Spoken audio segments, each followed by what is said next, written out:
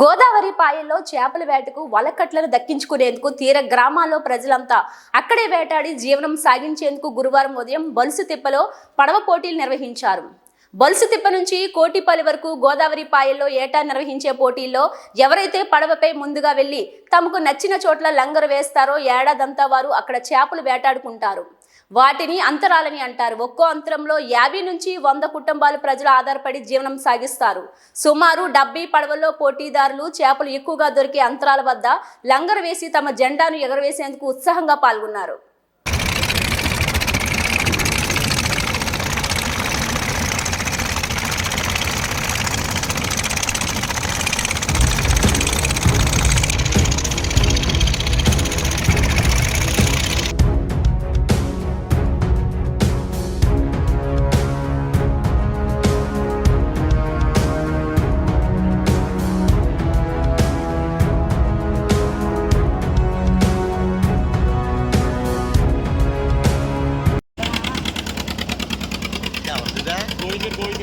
మన గోవింద కూడా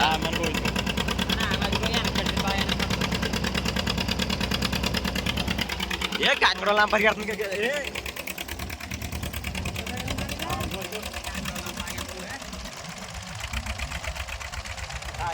ఏడుకొండ మైళ్ళు అదిగో అయ్యి బాబు 4నామా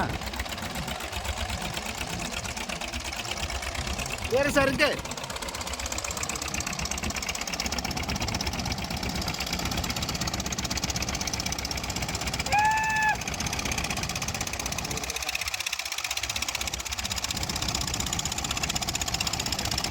మొత్తం అదే అల్లదా